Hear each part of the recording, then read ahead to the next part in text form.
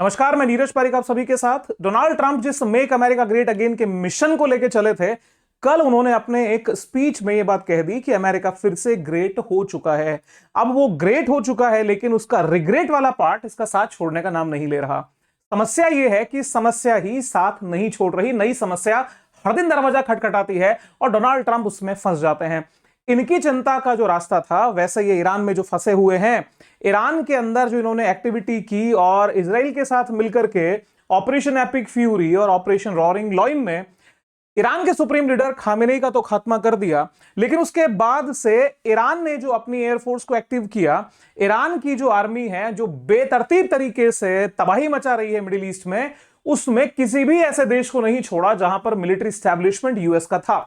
अब बात यह अलग है कि ये अटैक मिलिट्री स्टैब्लिशमेंट के साथ साथ में सिविलाइज जो सिविलियन एरियाज हैं उन पे भी हो रहे हैं, जिसकी आलोचना दुनिया कर रही है। बात यहां ये आती है कि जैसे ही ईरान ने अपने स्ट्राइक ओपन किए, स्पेशली यूएई और सऊदी अरब की रातें रंगीन हो गई बिना लाइट के, क्योंकि ड्रोन हमला और मिसाइलें इतनी जबरदस्त अटैक कर रही थी कि उनको संभलने और समझने का मौका नहीं मिला कि कहां क्या हुआ। कुछ प्रमाण देखते हैं और ये कैसे यूएस के लिए समस्या बनी वो देखिए।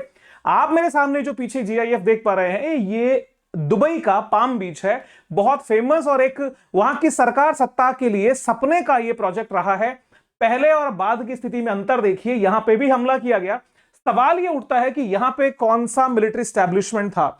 आज जब मैं कुछ न्यूज रिपोर्ट्स को देख रहा था, उसके बीच में ईरान के अंदर एक व्यक्ति का जो कमेंट्री आई वो ये थी कि बहुत सारी ऐसी जगह हैं जहां पे यूएस मिलिट्री के लोग जो मिलिट्री से जुड़े हुए हैं वो भाग करके होटल में, विलास में, घरों में छुप गए, हम उन पे अटैक कर रहे हैं। अब ये कितनी समझदारी का स्तर है ये तो ये जाने, लेकिन साहब परेशानी का सबब पूरे सऊदी अरब के लिए भी बना, क्योंकि उसकी सबसे बड़ी रिफाइनरी को भी आग लगा दी गई। यद्यपि ईरान इस बात से नकार रहा है कि हमने इस रिफाइनरी पे अटैक नहीं किया है, यह मौसाद की एक्टिविटी है। लेकिन यहां पे यूएई के लिए जो समस्या बड़ी बनी वो ये बनी कि आश्चर्यजनक रूप से 30 मिनट पहले की एक खबर है, ईरान ने अब तक यूएई पर 186 मिसाइल और 812 ड्रोन जो हैं वो दाग दिए हैं। बहुत सारे ड्रोन और मिसाइल के लिए यूएई की सरकार ने कहा है कि हमारे एयर डिफेंस सिस्टम ने उसको नष्ट कर दिया आसमान में ही, लेकिन फिर भी कुछ मिसाइल और ड्रोन ने सिविलियन और मिलिट्री बेसिस के ऊपर हमले किए, जो इनके लिए समस्या का सबब बना हुआ है। ऐसा ही हाल बाकी और देशों का भी है, जिसके अंदर जॉर्डन भी है, कुवैत भी है, सऊदी अरेबिया भी है।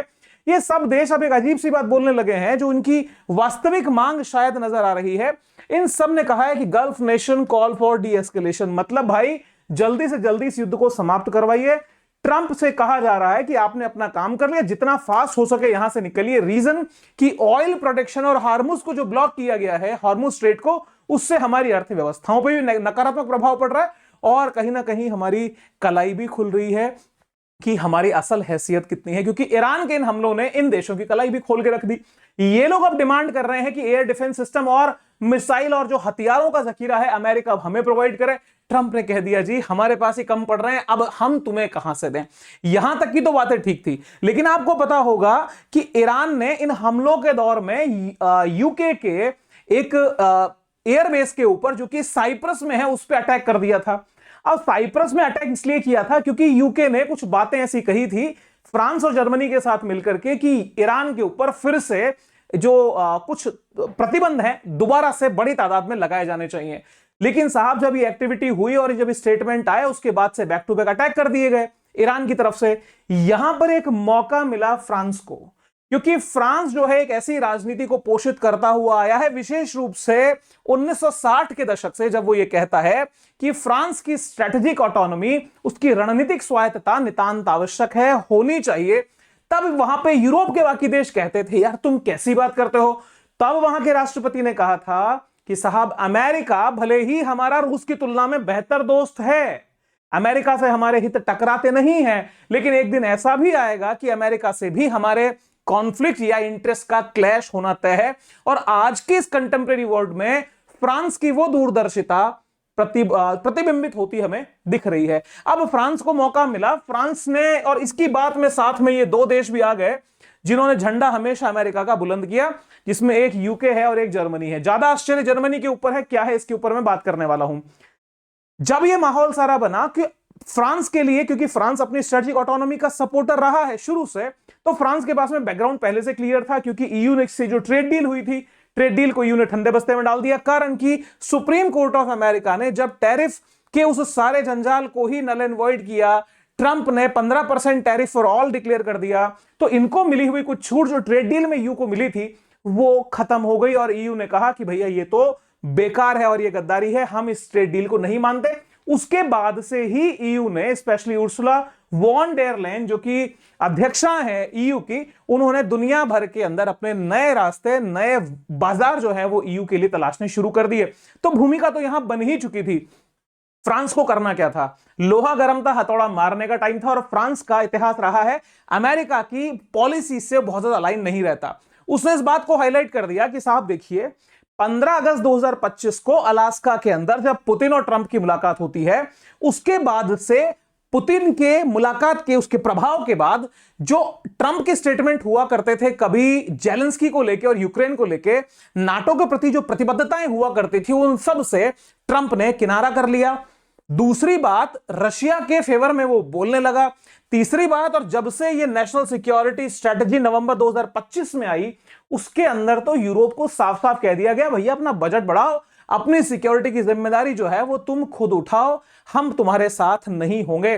तो ट्रंप का चाहे यूक्रेन के प्रति व्यवहार देख लीजिए, या तो बचे हुए नाटो नेशंस, स्पेशली डेनमार्क के केस में, माफ कीजिएगा, ग्रीनलैंड के केस में जो परेशान किया गया कि ग्रीनलैंड हमारा होगा, ग्रीनलैंड पे हमारा हक है। दूसरी बात, कनाडा को पहले तो पूरे कनाडा के लिए कह रहे थे कि भाई आप हमारा जो है वो 51st यानी 51वां राज्य बन जाइए। बाद में तेल से सराबोर या अल्बर्टा राज्य के अंदर जनमत संग्रह की बात उड़ा दी कि जनमत संग्रह करवा के अपना लेंगे। तो कुल मिलाकर के नाटो नेशंस के अंदर तनाव, डर तो पहले से घुस ही रहा था। रही सही कसर ट्रंप ने अपनी एक्टिविटीज से कर दी, जिससे कि ईयू नेशंस अब अपने आप को दूसरी तरफ ले जाना चाहते हैं। यहां पे एक शब्द पे गौर फरमाइएगा, एक वर्ड होता है डिटरेंस। हिंदी में उसके लिए दीता वर्ड यूज किया जाता है, लेकिन डिटरेंस को हम यूं समझें कि डिटरेंस होता है कि किसी एक के पास में हथियार है, दूसरे के पास में नहीं है, तो ये हमेशा हावी होगा, ये हमेशा झुक के चलेगा। डिटरेंस कब क्रिएट होगा? जब इसके पास में भी हथियार होंगे और दोनों जब बराबर एक दूसरे के हथियार लेके चलेंगे, तो उस डर में एक दूसरे के प्रति जो समानता का भाव आएगा वो युद्ध को टाल देगा। तो डिटरेंस का यहां पे सारा खेल हो रहा है। यूरोप के अंदर जिस डिटरेंस को अपनाया के चला गया अब तक, वो अमेरिका का डिटरेंस है। अमेरिका के न्यूक्लियर वेपन्स को माना गया कि जी ये है तो हम हैं, कोई चिंता वाली बात नहीं। अब यही डिटरेंस की शिफ्टिंग हो रही है, क्योंकि नाटो नेशंस के अंदर इनसिक्योरिटी की फीलिंग आ चुकी है। अब जो फ्रांस है वो यहां पे गेम कर रहा है। आपको पता होगा कि ट्रंप ने कुछ समय पहले नोबडी वांट्स हिम, मैक्रॉन के लिए स्टेटमेंट दिए थे। तो इनके बीच के जिसको हम वाक युद्ध कहते हैं वो चलता हुआ शुरू से रहा ही है। अब साहब यहां पे जो एक आश्चर्य खड़ा हुआ वो हुआ जर्मनी को लेकर के, बिकॉज जर्मनी के फ्रेडरिक मर्ज जो कि वहां के एक चांसलर हैं, उनका एक तरह से शिफ्ट मारना और फ्रांस के साथ में खड़ा होना, ये थोड़ा समझ से परे जा रहा है। समझ से परे इसलिए जा रहा है क्योंकि परंपरागत रूप से जर्मनी को अमेरिका का सहकार या साथी दोस्त माना गया है। अब साहब यहां हुआ क्या है, एक नया nuclear doctrine Emmanuel Macron create कर रहे हैं, नया परमाणु सिद्धांत ये लेकर के आ रहे हैं, जिसके अंदर इन्होंने बात बोली है कि साहब हम अपने परमाणु हथियार के जखीरे को बढ़ाएंगे। क्यों बढ़ाएंगे जी? आप तो नाटो का हिस्सा हैं, अमेरिका ने आपको वचनबद्ध किया है कि हम तुम्हारे साथ हैं। तो मैक्रोन कहता है भाई ये खुद फंसा पड़ा है, ये हमें क्या बचाएगा। दूसरा, अब इसके ऊपर विश्वास हमें नहीं रहा, तो हम, क्योंकि ये तो इसके पुराने विचार थे ही, ये तो निकलना ही चाहता था, चिड़िया पिंजरे से उड़ना ही चाहती थी। अब गेट भी खुला है और शिकारी भी दूर है, तो भैया इसको निकलने में दिक्कत कहां। इसने पूरा माहौल बनाया कि हथियार हम अपने बनाएंगे, न सिर्फ हथियार बनाएंगे बल्कि यूरोप के साथियों को भी उसके सुरक्षा के जो अम्ब्रेला है उसमें लेकर के आएंगे। तो सुरक्षा का अम्ब्रेला जनाब आपका नाटो हुआ करता था। तो अब दबी आवाज में कह रहे नहीं जी, नेटो से निकलना तो नहीं चाहते, नेटो में है पर ठीक है, हम इसको भी डेवलप कर रहे हैं। अब आप सोचिए, डायरेक्टली इसको कह देंगे नेटो से हम बाहर निकलेंगे, ये जियोपॉलिटिकली पॉसिबल नहीं है अभी स्ट्रेटेजिकली, लेकिन उसकी पैरेलल एक नई व्यवस्था जो है वो बनके तैयार हो रही है। खबरें बहुत सारी बनी, रॉयटर्स ने कवर किया, फ्रांस से Germany moves closer to join nuclear deterrence. यानी बड़ी बात यहां यह भी है कि फ्रांस और जर्मनी साथ आ रहे हैं। दूसरी बात, France to increase nuclear warhead, land nuclear aircraft in Europe allies, France to increase nuclear arsenal, Europe weapons cooperation. कुल मिला के फ्रांस के इस कदम ने अमेरिका के कानों को खड़ा कर दिया है। अब अमेरिका को इस फ्रंट पे भी देखना पड़ेगा, बिकॉज यूरोप या नेटो के अंदर उसकी हुई कमजोरी या उसकी बढ़ी हुई दूरी उसके अस्तित्व के ऊपर एक तरह से उसके एक मजबूत आधार को दूर करने का काम करेगी। अब यहां पे खबर ये आई, रॉयटर्स का जो डिटेल है वो ये, France and Germany move closer to join the deterrence. यहां पे साहब देखा जाए, announced plans on Monday to deepen cooperation on nuclear deterrence, making a significant shift. समझिए sir, making a significant shift in European defense policy as the continent faces rising threats from Russia and instability linked to the Iran conflict। मतलब रूस से तो हमें डर है ही, कारण यह है कि ईरान में इतना कुछ होने के बाद में भी रशिया प्रैक्टिकली इन्वॉल्व नहीं हो रहा। पिछले 12 महीने से पुतिन को क्या हुआ है किसी को नहीं पता, लेकिन तो इनको डर है कि ट्रंप के साथ में वो आमने सामने नहीं आ रहा। हो सकता है इसीलिए ट्रंप भी इनके बीच में कोई डील हो कि भैया तू यूक्रेन में हमें परेशान मत कर, ईरान में हम तुम्हारे पास नहीं आएंगे, तो हमारे को रशिया से कौन बचाएगा, रशिया से हम खुद की रक्षा खुद करेंगे। रही सही कसर ईरान का जो कॉन्फ्लिक्ट बढ़ रहा है, हमें कुछ नया करना होगा। अब नया करने के चक्कर में यहां पर जो एक हाई लेवल स्टीयरिंग ग्रुप बनाने की इन्होंने बात की है, यही हाई लेवल स्टीयरिंग ग्रुप क्या नेटो का विकल्प के रूप में यूरोप को सिक्योरिटी सुरक्षा प्रदान करेगा? सवाल तो यहीं से बनता है। अब बात रही है आश्चर्य की कि फ्रांस और जर्मनी साथ आए। फ्रांस और जर्मनी के साथ आने के पीछे की इस जियोपॉलिटिक्स को समझिए सर।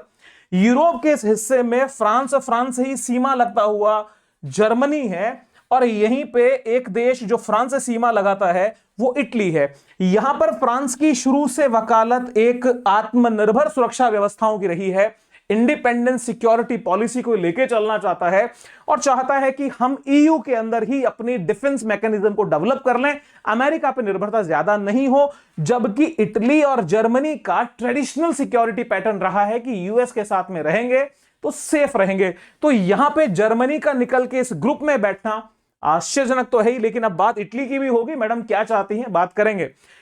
फ्रांस बढ़ाएगा एटमी ताकत का जखीरा, यूरोप को देगा परमाणु छतरी, मैक्रोन ने पेश किया न्यूक्लियर प्लान। साहब चिंता की बात है।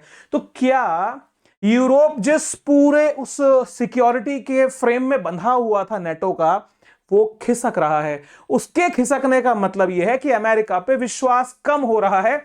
और विश्वास कम क्यों ना हो, 2025 के अंदर जो नाटो समिट हुआ था, इस समिट में ट्रंप के जो भाषण के कुछ वाक्य थे, उन्होंने पहले ही संकेत दे दिया था कि अपने देख लो भैया, अब हम जिम्मेदार नहीं होंगे। इन्होंने बार बार कम से कम यह कहा कि नाटो नेशंस को अपने सिक्योरिटी बजट को बढ़ाना पड़ेगा, डिफेंस बजट को बढ़ाना पड़ेगा, क्योंकि अमेरिका के लिए अब रिक्वायर्ड यह है कि वो दुनिया के बाकी हिस्सों पे फोकस करना चाहता है।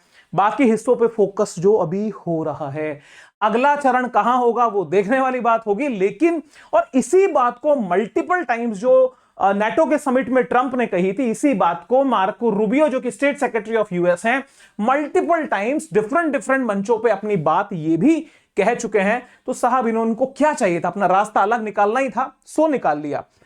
तो अब ये जो परमाणु प्लान लाए हैं, इसमें 8 देशों की तो अभी इन्होंने डिक्लेरेशन की है। इसके अंदर जर्मनी है, पोलैंड है, स्वीडन है, ब्रिटेन है। तो यहां पे ये देश जब आ चुके हैं और जर्मनी को एक अहम पार्टनर इसके अंदर बताया गया, लेकिन साथ में बचाव के रूप में डिप्लोमेटिकली एक बात जरूर कही गई।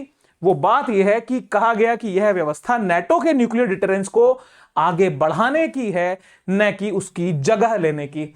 लेकिन सत्य क्या है वो आपको समझ आ रहा होगा।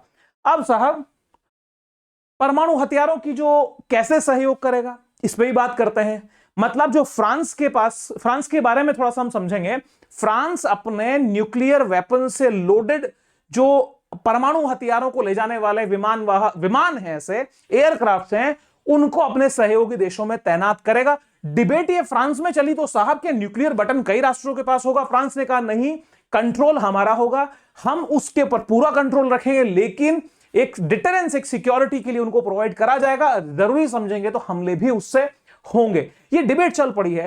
तो डिबेट का अंत तो यही है कि नाटो किस दिशा में जा रहा है।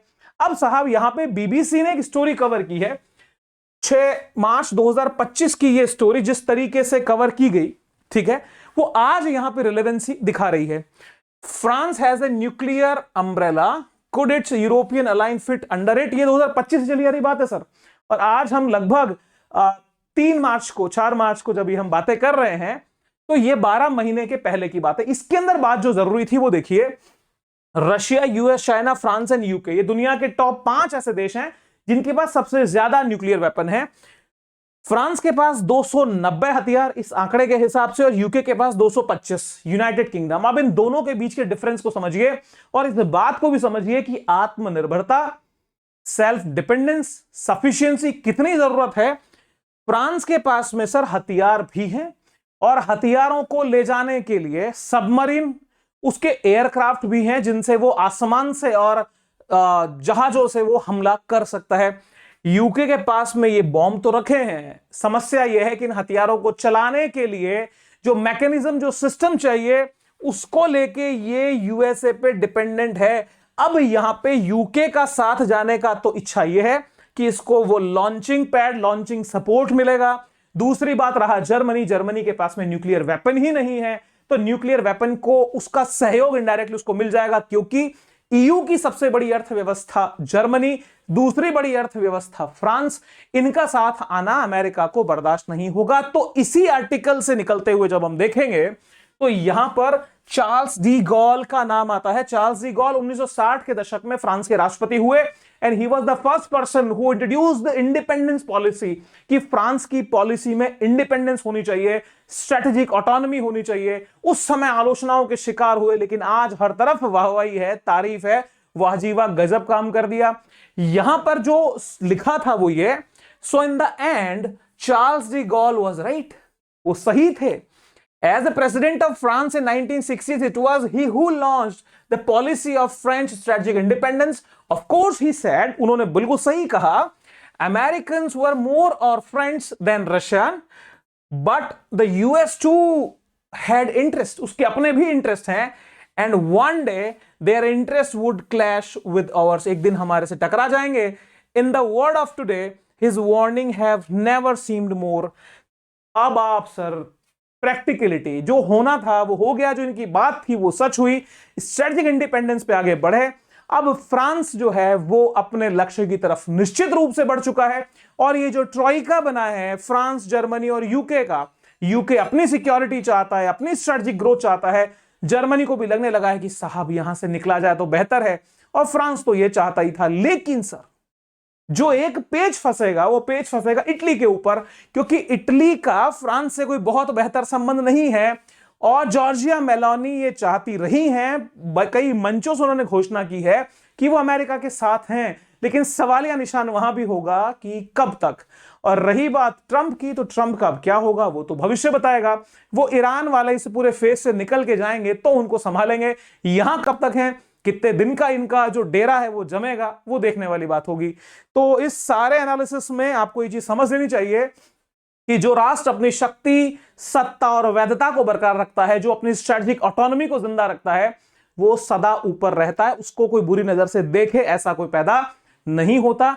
हिंदुस्तान किस दिशा में है, आपको क्या लगता है, कमेंट करके बताइए। और फ्रांस के इस कदम पे आपका क्या विचार है, ये वीडियो कैसा लगा, कमेंट का इंतजार रहेगा। आपके कमेंट मेरे लिए आशीर्वाद से कम नहीं, और आशीर्वाद की अपेक्षा अपनों से की जाती है। सहयोग कीजिए, सब्सक्राइब करिए, दोस्तों को सब्सक्राइब कराइए, और तेजी से बढ़ते जियोपॉलिटिकल परिवार का हिस्सा बनिए। आप सभी को wish you very happy learning, wish you very good health, stay happy, stay safe, जय हिंद, बाय बाय।